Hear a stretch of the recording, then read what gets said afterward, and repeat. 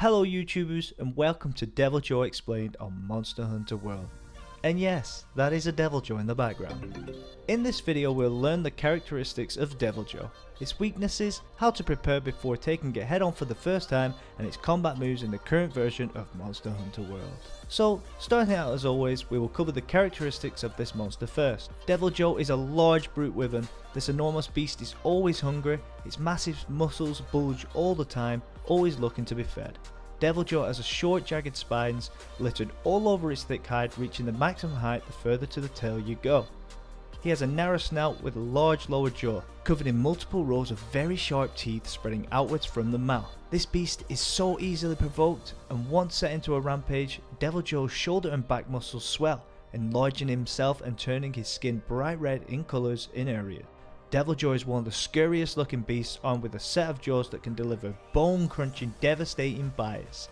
This guy is not to be taken lightly. His hind legs are powerful and very strong, allowing him to run relatively fast pace. He's always looking for food. His metabolism is the highest of monsters, meaning it always needs to be looking for food even after it just ate. Now, things to consider when fighting Devil Jho. Remember that when Devil Jho, aka Pickle Boy, is in a pitfall trap, it can still attack with a forward animation swooping over the front facing direction. Don't be caught out. Number 2. Try avoiding the mysterious cloud emission, which can be shot out of the mouth in a stream in front of it. This is a very high dragon elemental attack and well known for one-shotting hunters not prepared to tackle it. Devil Jho can use smaller monsters by clamping its jaws down on its prey and then swinging in rage at everything that gets close, so be careful of that. Take advantage of flash pods to give some breathing room between fighting. Be aware that when flashed, the beast will still attack in random directions. Use bombs and mega barrel bombs when the monster is sleeping. Don't forget to hit the bombs first, as it will do double damage with the first thing that hits it.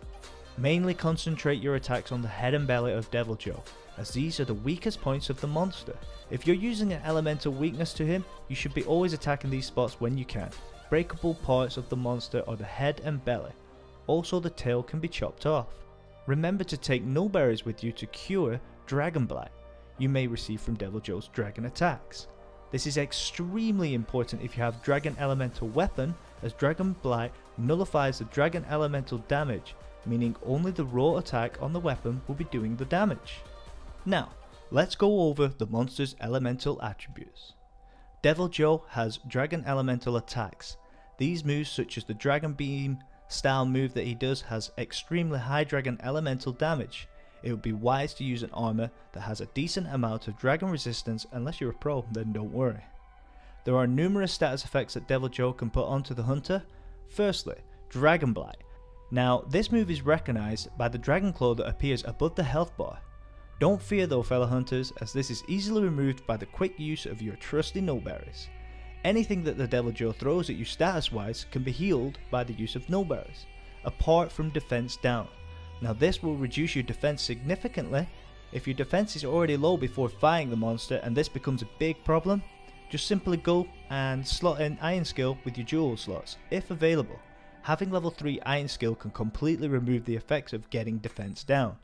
Also, another useful thing could be to have the blight resistance, which Xeno and Kirin coils have some to start you off if you would like to implement them into your build. Now, weaknesses of the Devil Jho. He is very weak to thunder and dragon, but be aware you can't just take elemental weakness weapon and start throwing it at him. Pay close attention to trying to hit the face and belly of this beast. This will increase the damage output and have you dealing crazy damage in no time at all. Another thing to take on board: once the Devil Jho gets weaker, he becomes more resistant to damage, and even makes your weapons start getting negative affinity. You can tell this from the blue numbers that pop up when fighting him. So once again, make sure to hit them weak spots to speed up the hunt. Now, post-item loadout. Now I will go over the loadout that should help you when taking down the Devil Jho. Firstly, remember to bring 10 potions and 10 mega potions. This goes without saying. If you made it this far, I'm sure I shouldn't need to remind you. I'm sure you already know, but you can bring along power and armor charms and talons. This gives you attack and defense up. Also, they stack, so it'd be wise to bring both sets. Mega nutrients. Now, when using the cat kitchen, unless you reach 150 health or have vitality jewels slotted in, then you might want to top your health up to 150. Devil Jho has some big damaging moves, and you might get one shot on your first run through depending on your defense. Flash pods and flash bugs. Bringing flash bugs as well as flash pods for the slinger is extremely useful. Flash pods can be used to save the teammates from being one shot from the dragon beam the monster does, and overall very useful just to stop monster running around a little and get attacks off. Devil Jho can be caught in a shock trap and a pitfall trap, so it's useful to bring both of these in a hunt. Also bring along some trap tools and thunderbugs to craft some more extra shock traps if needed. You can never have too many. Trank bombs. If you're looking to speed up the hunt or get extra rewards from this guy, then don't forget these. You can sleep the monster in a trap to capture it. Then immunizers are useful. Healing your red bar health faster means that you don't need to be pulling out them potions as often if you're getting hit a lot. Mega barrel bombs. These are useful when the monster is weak to perform big damage onto the face of Devil Jho as it is sleeping. Remember to hit the bombs first before the beast, as it will take double damage from the first thing that hits it. If you don't have the materials to craft mega barrel bombs, then just take large barrel bombs which can be bought from the shop.